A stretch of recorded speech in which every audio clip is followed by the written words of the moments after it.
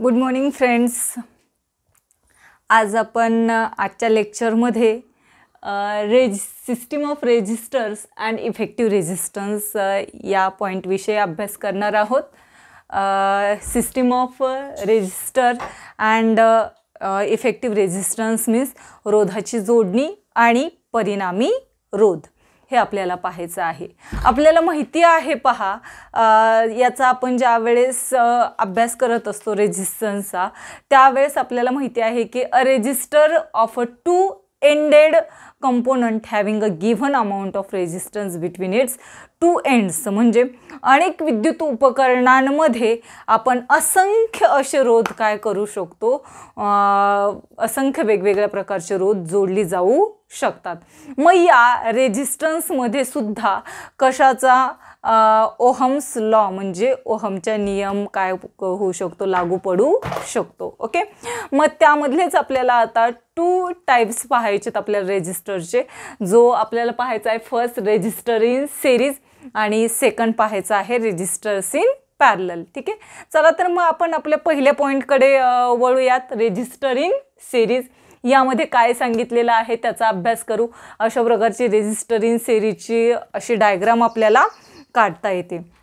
आता यामध्ये आपण जेव्हा या फिगरचं आपण ऑब्झर्वेशन करतो त्यावेळेस आपल्याला लक्षात येतं पहा, the ends of three resistors, या थ्री रेजिस्टरचे जे काही एंड्स आहेत are connected so they follow after one after another. आता हे जे काही रेजिस्टर्स आपण थ्री रेजिस्टर्स पाहतोय, तर हे थ्री रेजिस्टर आपण कसे कनेक्ट केलेले आहेत रे, वन आफ्टर वन, म्हणजे एकानंतर एक काय केलेले आहेत आपण रेजिस्टर जोडलेली आहेत. ठीक आहे, आलंय लक्षात. रेजिस्टर्स आपण कसे कनेक्ट केलेले आहेत, वन आफ्टर वन, म्हणजे एकानंतर एक सिंगल लाईनमध्ये सरळ रेषेमध्ये जोडलेली आहेत. देन पहा, this resistors are said to be a resistor in series. अशा प्रकारची जी मांडणी केली जाते रेजिस्टरची सिंगल लाईनमध्ये, त्याला आपल्याला काय म्हणायचं आहे, रेजिस्टर इन सिरीज असं म्हणतात. काय आहे डेफिनेशन रेजिस्टर इन सिरीजची, आपल्याला काय सांगता येते, the ends of three resistors are connected so that they are one after another of a single line is called as resistor in series. आलं असेल लक्षात. देन पहा, आपल्याला लक्षात येईल या अरेंजमेंटमध्ये some currents are flow through each resistor.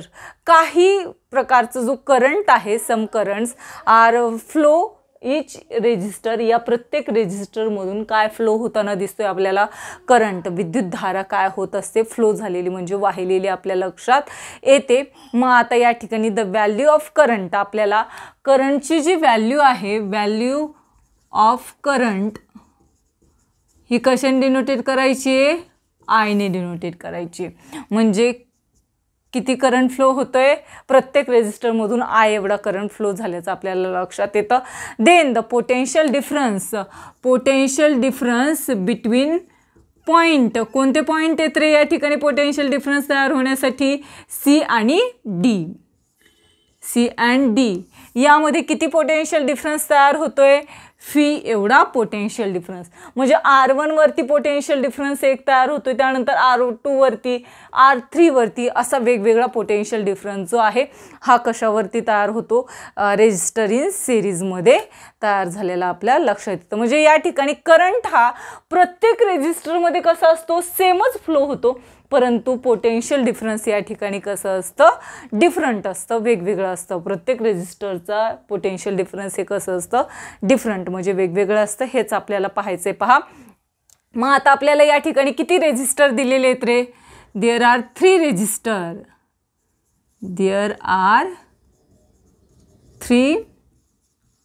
Resistors.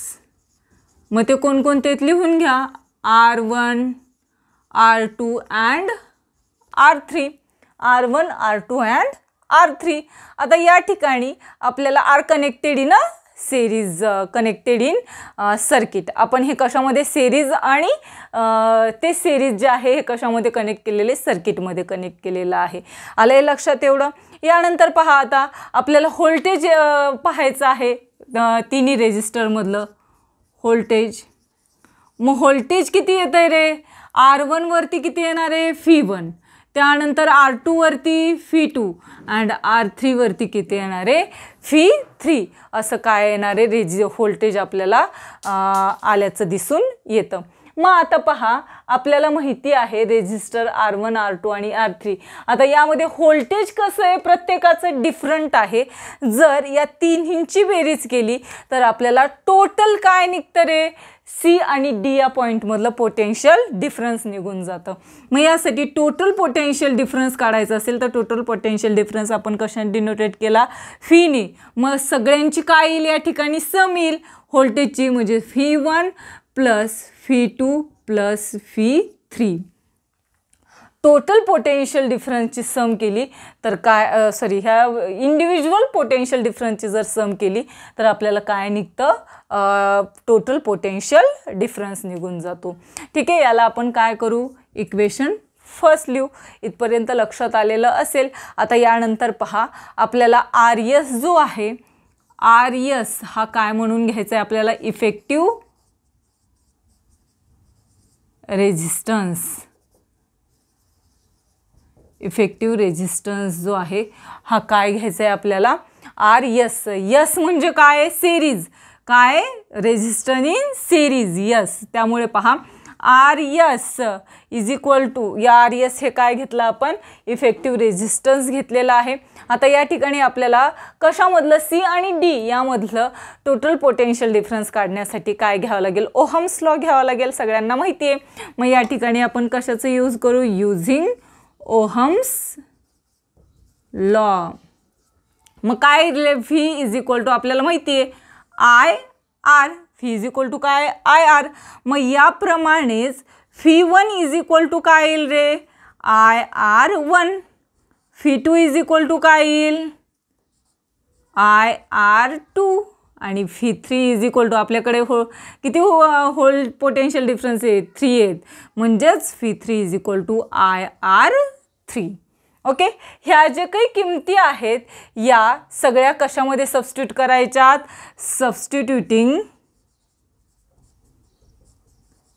Substituting all this value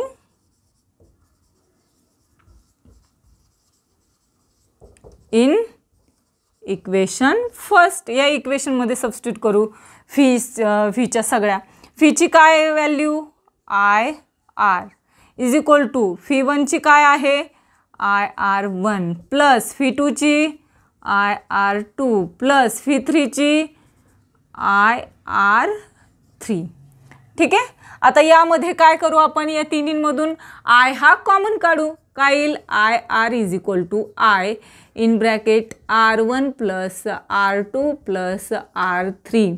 I इकडं मल्टिप्लाय, इकडं आल्यावर काय होईल? डिव्हाइडला जाईल. त्यामुळे आपण डायरेक्ट असंच कट करून टाकू. मग R इज इक्वल टू काय आलं आपल्याकडे? R1 plus R2 plus R3. म्हणजे जो आपल्याला काय आलेला आहे? इफेक्टिव्ह या ठिकाणी यस करू आपण. RS. ठीक आहे, इफेक्टिव्ह रेजिस्टन्स आहे सिरीजमधला. त्यामुळे RS इज इक्वल टू काय आलं? R1 plus R2 plus R3 आलेलं आहे. आणि जर आपल्याला हे नंबर ऑफ रेजिस्टन्स कनेक्ट केली आपण सिरीजमध्ये तर आपल्याला काय करता येईल? या ठिकाणी नंबर ऑफ रेजिस्टन्स कनेक्ट केल्याच्या नंतर RS is equal to R1 plus R2 plus R3 plus up to dash dash dash dash कुठपर्यंत रे? RN. म्हणजे number of resistors are connected in series. असे असंख्य अनेक आपण काय करू शकतो? रोज जे आहेत हे सिरीज एकसर जोडणीमध्ये जोडू शकतो.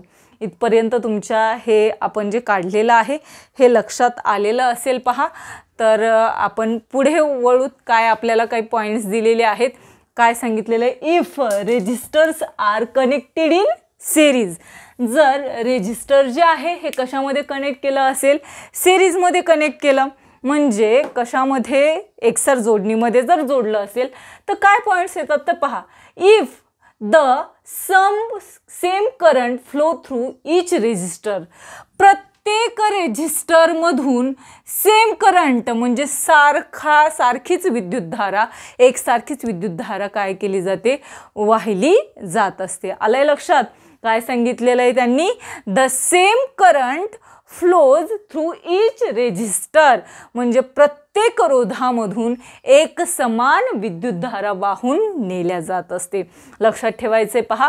देन सेकंड काय सांगितलंय, the effective resistor of a resistor, resistance of the resistor is equal to the sum of their individual resistance. पहा काय या ठिकाणी लक्षात येईल, the effective resistance of a resistor is equal to the sum of individual resistance. कशाची, the sum of individual resistance, म्हणजे रोधाच्या एकसर जोडणीच्या परिणामी रोध हा जोडणीतील रोधाच्या बेरजे इतका असतो. कशा इतका असतो, रोधाचा जो परिणामी रोध आहे हा रोधाच्या जोडणीतील कशा इतका असतो, प्रत्येक रोधाच्या बेरजे इतका असतो. हे आपल्याला नेक्स्ट याच्यामध्ये लक्षात येतं.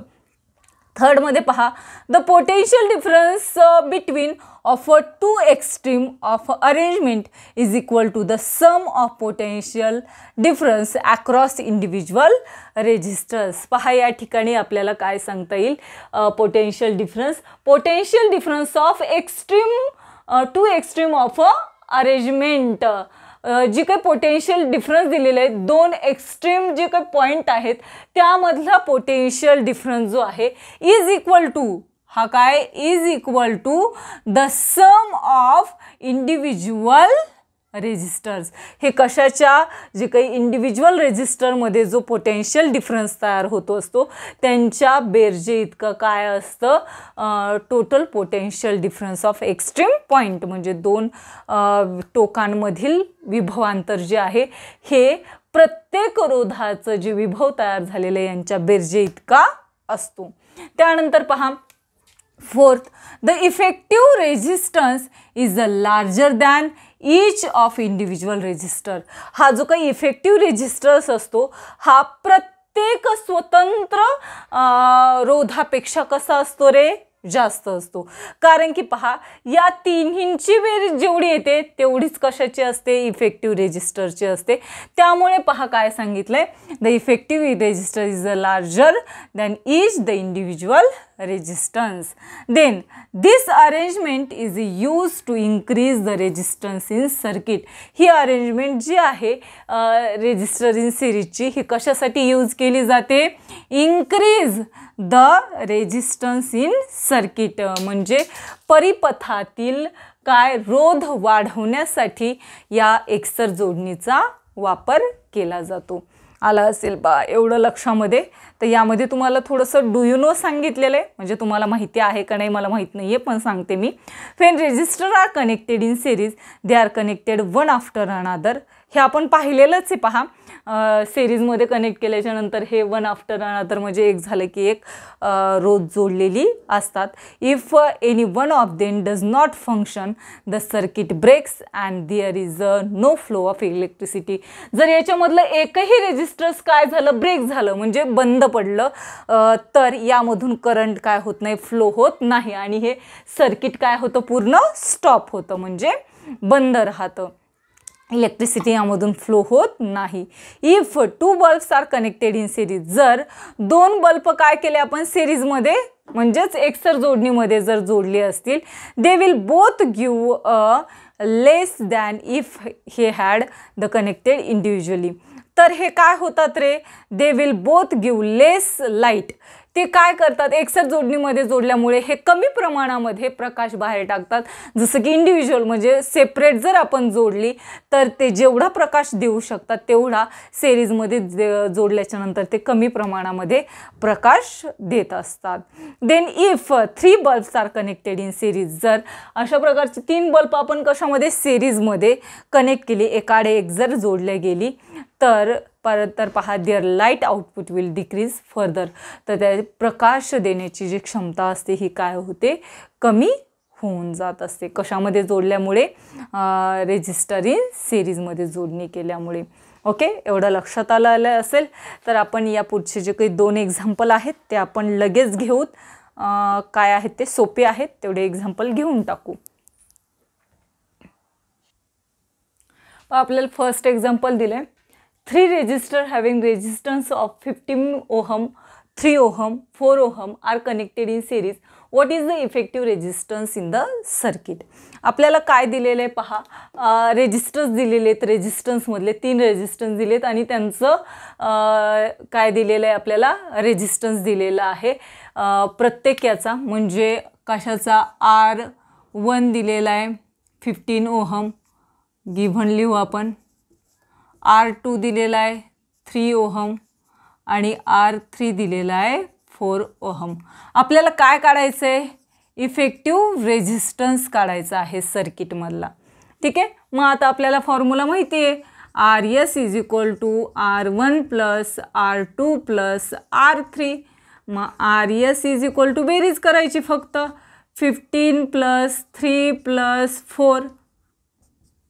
करा बेरीज, काय आले रे, RS is equal to 22 ohm. मग आपला इफेक्टिव्ह रेजिस्टन्स किती आलेला आहे of the circuit, 22 ohm. The effective resistance in the circuit